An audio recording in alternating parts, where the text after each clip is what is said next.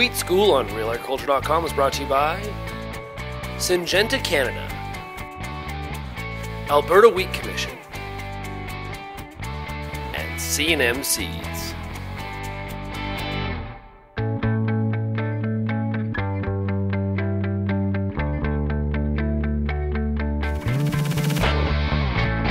Kelvin Hepner with Real Agriculture. We are at CropSphere 2018 and joined by Marlene Boersch with Mercantile Consulting Venture. And Marlene, the wheat market, certainly in the last year we've seen Russian exports be a weight, I guess you could describe it, on wheat prices here in North America. In terms of the outlook heading into 2018, the growing season, what are you telling growers at this time of year?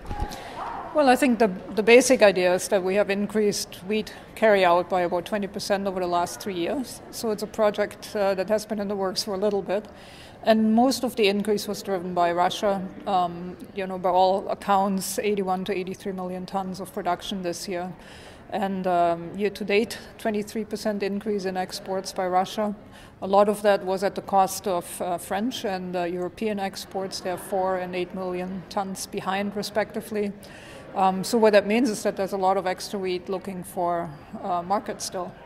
The thing about Russia is that a lot of people were anticipating exports to fall into the late fall, into the winter. No frost in the ports, their rail capacity has kept up, and so they haven't let up. And I think that has exerted a lot of pressure on the wheat market. Okay, so where does Canada fit in that picture in terms of competing against that new Russian production and this other competitive wheat on the market? Well, Canada was off to, I would say, maybe a reasonable start. We're a little bit ahead of last year's exports, and I find a lot of people are congratulating themselves if you put it in the framework of what's happening in the world market and how the wheat market has changed. It's actually a very small change. I think we have increasing trouble competing in the world markets because Black Sea exports are relatively cheap. The waterways are short, port costs are lower than ours. And as I said, they have been replacing EU and French wheat exports. French wheat has better quality this year, so they were hoping for a better year. So in essence, you have a lot of wheat still looking for a home. And it's the basic problem. Now we had some spikes in the summertime. Spring wheat production specifically was called down very significantly in both Canada and the United States. When the dust settled, our production wasn't that bad. It wasn't down very much. 22.2 million, I think, is the latest StatScan number. Mm-hmm. And overall, if you add U.S. and Canadian spring wheat production together, we are, I think, about 600,000 tons in supply lower than before. So there is no shortage of spring wheat. There's a bit of a protein problem, but really no basic shortage. And but I should say there's still some good premiums in the Minneapolis market versus Kansas City, for example, which is a hard winter market. And over time, that probably will drop again to a more normal level, say $1.50 spread. So there's still maybe a bit of gains to be made there if that's what you would like to do. But overall, in the wheat, again, we're going into next year with a good carryout. I don't see Canadian wheat acreage fall really, partly because of the problems in pulses. If we drop pulse acres a little bit, we'll have to replace it with something. I think it's unless we have a problem, and what I would look for the hardest would be yield in Russia. They had extraordinarily good yields last year. I don't think they will repeat that. I think my calculation was if you reduce yields in Russia by 10-15%, it's something like 8 to 12.5 million ton change. And I think that's something to focus on. As you look towards next year and which factors will change the market, that's one of the factors that's probably the most, carries the most weight. Okay. What about the dryness that we've seen in much of Western Canada? Is that something that's on the wheat market radar at this point? Certainly the dryness in the U.S. plains is, and we already had a... That was the story last year already. Yeah, and we have a reduction in acres again in winter wheat, 10-11%. If you overlay the winter kill story from last week, I think it's too early for that, but if that should sustain itself, and the dryness, there are some potential stories that we also have to watch. Yeah. Okay.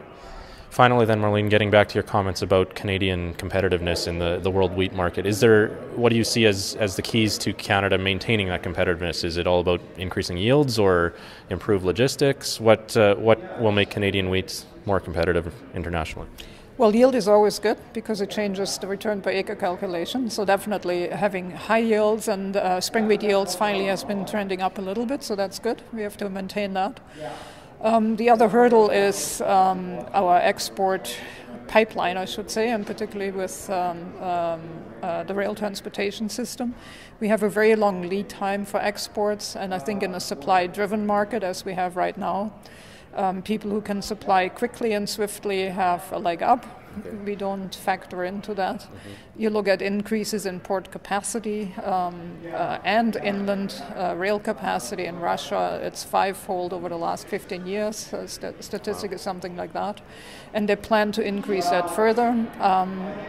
We haven't made many changes. We are increasing port capacity itself now. We have a new player, G3, building a state-of-the-art new facility. But we're not really doing anything that I can see on the inland side, and it keeps hampering us. And as I said, particularly in supply-driven markets, I find that very concerning. Okay, that's interesting. The difference in a supply versus demand-driven market, the timeliness in Canada, that's probably a factor we have to live with. We can't get over that, right? Well, a supply-driven market means that as a buyer, you want to buy nearby, because you want to have the smallest price, the lowest price. Yeah. And so it's the nature of the beast. It's just our difficulties show up more in a supply-driven market. Which we seem to have had in the wheat market for a long time now.